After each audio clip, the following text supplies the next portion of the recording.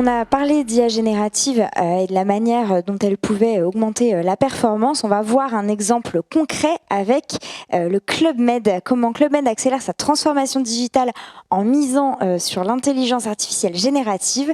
C'est une intervention de Quentin Briard, CEO marketing digital et technologie au Club Med.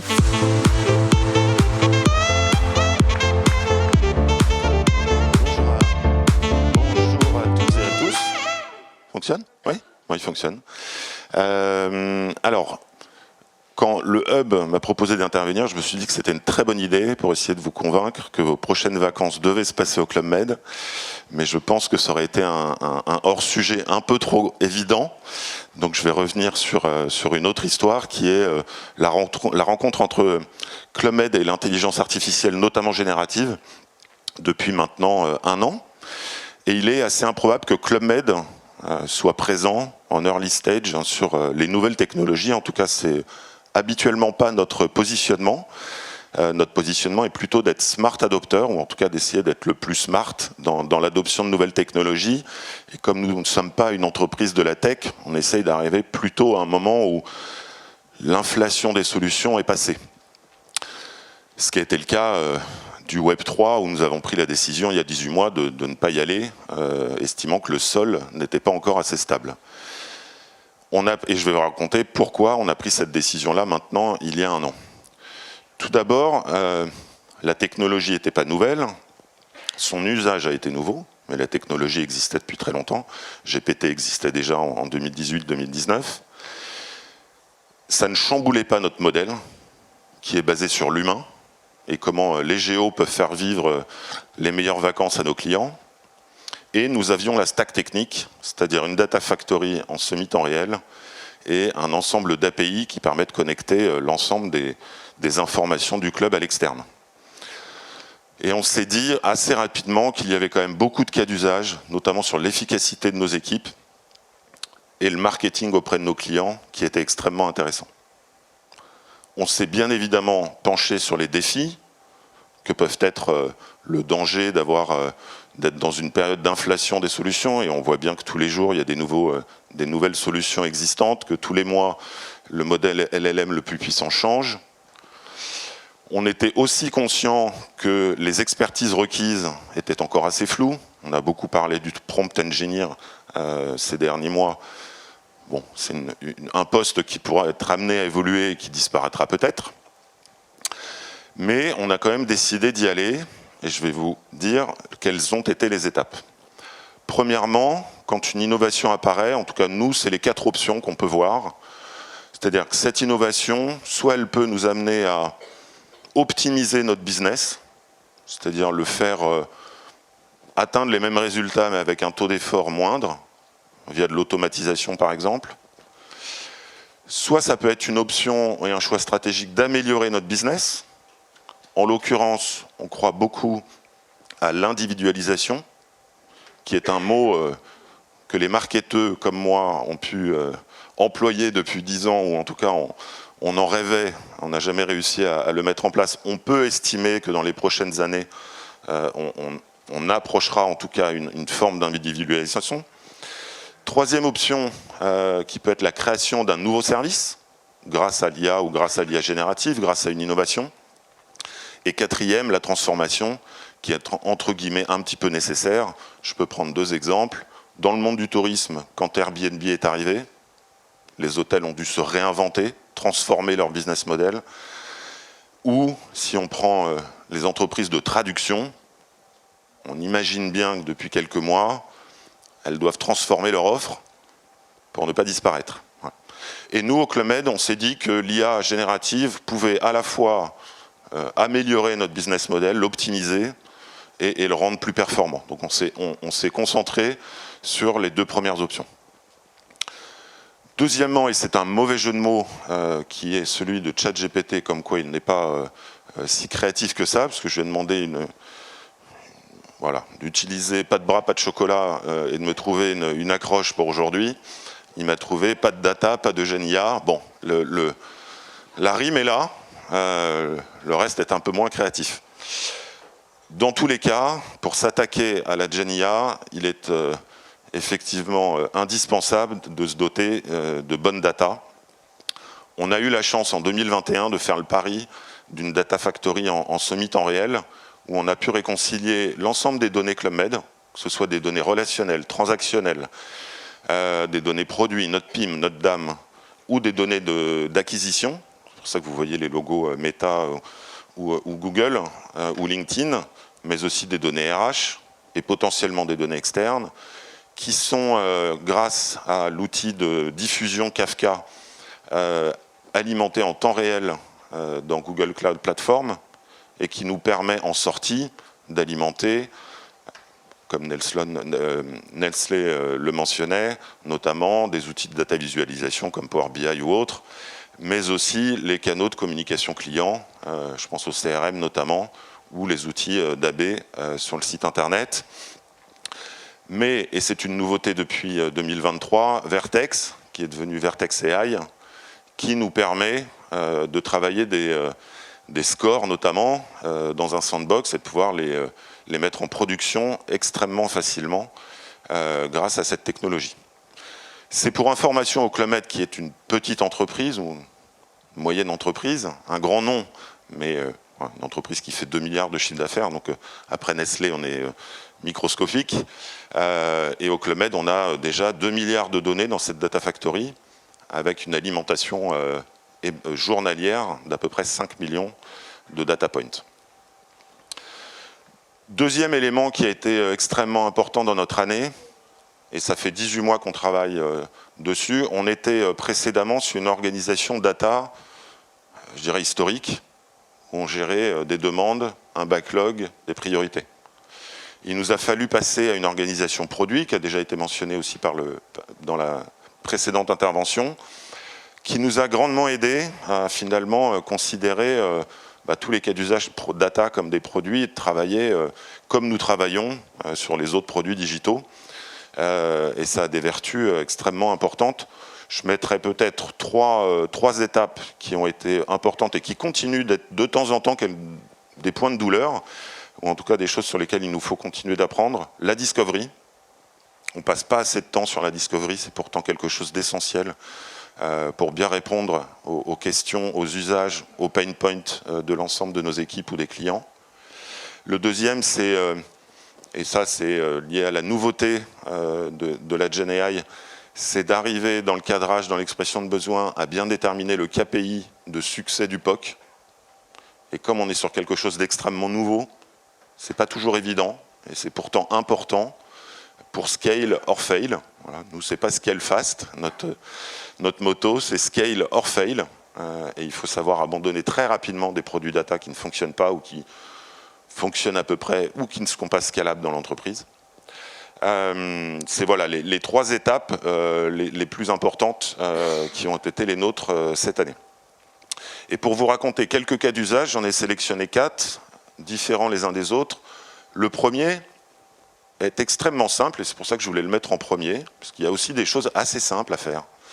On a tous de grands rêves, mais parfois il faut aller à l'essentiel, aller au plus court. Ça, c'est un cas d'usage qu'on a mis en 4 semaines, live.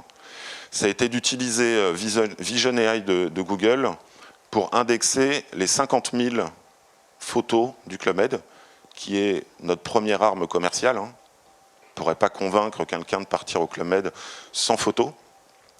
Et on indexait manuellement l'ensemble de ces éléments pour ensuite aller les répertorier dans notre DAM. Bon, on a entraîné le modèle, c'est-à-dire qu'il a fallu lui faire reconnaître ce que c'était qu'un trident, ce que c'était qu'un géo, comment on reconnaissait le village de Punta Cana, celui du Club Med, tous les signes distinctifs du Club Med que Vision AI ne connaissait pas. Et en 3 semaines, il a réussi. Et puis après, en 1 semaine, on a réussi à indexer l'ensemble des 50 000 photos et de les écrire directement dans notre DAM pour que les outils de personnalisation soient plus puissants, que nos équipes marketing trouvent en tout cas plus rapidement les bonnes photos. Voilà. Un cas d'usage qui ne va pas révolutionner le Club Med, mais qui a eu un taux de satisfaction extrêmement important, qui nous fait gagner 350 000 € par an d'indexation manuelle, de frais d'agence et de temps passé par nos équipes. Deuxième cas d'usage, ça a été assez, comme beaucoup d'ailleurs, de créer un bot qui serve d'FAQ augmenté grâce à la GenIA.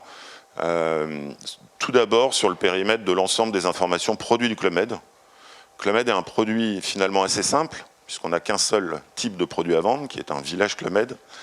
Par contre, la personnalité d'un village, ses activités, est très distinctif d'un village à l'autre. Et donc on a une centaine, 150, 200 informations, que ce soit les types de chambres, les activités, les horaires, qu'il faut savoir. Et il est difficile pour nos vendeurs de les connaître tout le temps sur le bout des doigts, devant un client. Et donc on a créé un bot sur la base d'une technologie LLM Claude, et avec une start-up qui s'appelle HelloBrain, qui permet aujourd'hui à nos équipes de vente de pouvoir interroger le bot et d'avoir en 2, 3, 4 secondes des informations multimodales. Donc je vous ai mis l'exemple je cherchais le plan de Seychelles, Club Med Seychelles, qui est un très très beau village si vous avez des envies de vacances. Il n'y a pas de bip, donc je peux faire un peu de publicité de temps en temps. L'autre question était les différents types de chambres pour les familles dans le village de Mitchess. Voilà, toutes sortes d'informations produits, vous pouvez lui poser, vous avez en temps réel les informations. Et on va continuer d'alimenter sur l'ensemble des autres informations, commerciales, promotionnelles, l'outil, pour que ce soit un vrai copilote pour nos équipes.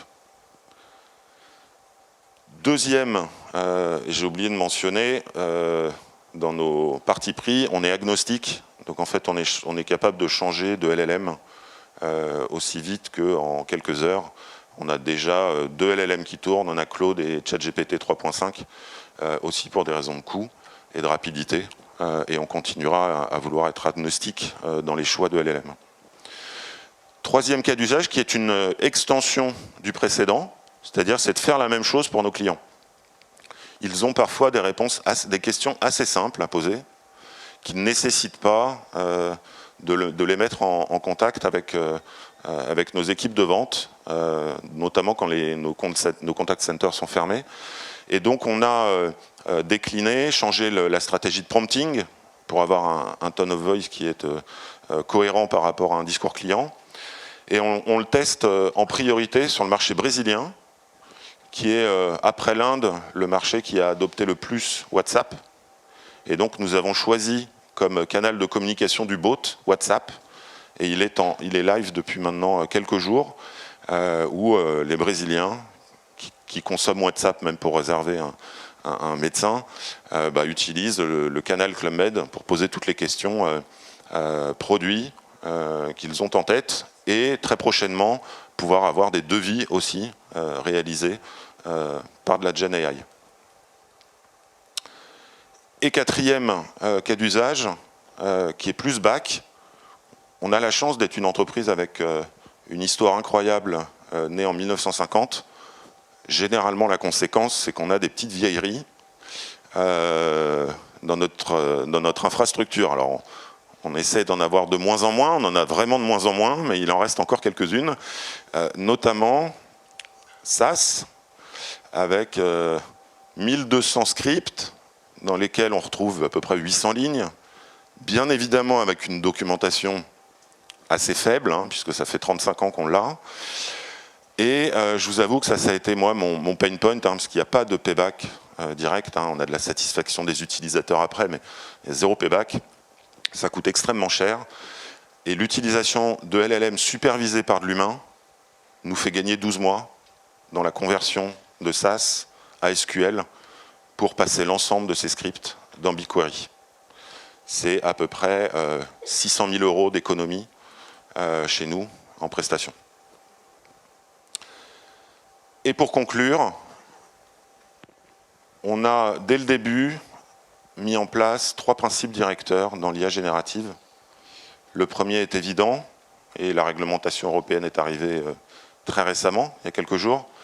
On a mis en place depuis maintenant 6 mois un comité d'éthique, tous les 3 mois, dans lesquels on a bien évidemment les fonctions RH légales, notre société, notre direction générale, moi-même, l'IT, mais aussi une personne externe de renom, puisque c'est le professeur Ganassia, qui est professeur à Sorbonne Université, qui a été le président du comité de l'IA de Pôle emploi et qui est aussi, qui est toujours, je crois, président du comité d'éthique du CNRS. Donc il est spécialiste de l'IA depuis une trentaine d'années et il nous éclaire, il nous aide à se poser les bonnes questions quand on lui expose les cas d'usage pour nous parler des biais possibles et comment les éviter au maximum et nous mettre des no-go entre guillemets ou des recommandations KO sur des cas d'usage qui seraient douteux dans le monde d'aujourd'hui avec la technologie d'aujourd'hui. Le deuxième a été de renforcer progressivement la confidentialité de nos données, puisque on a vu qu'on avait 2 milliards de données dans notre data factory. Il est évident que l'IAGEN va créer encore plus de données.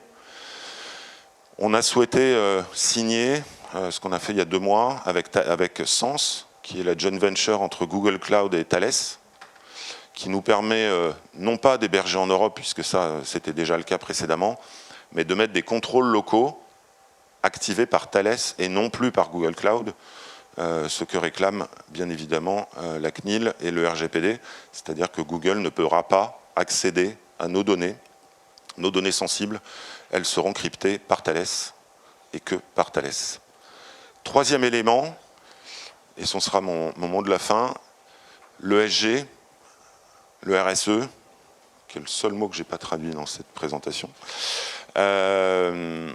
puisque de plus en plus de données, donc de plus en plus de consommation carbone, qui rejoint la FinOps, puisque finalement le moins on consomme de données, le moins on a d'OPEX sur nos data.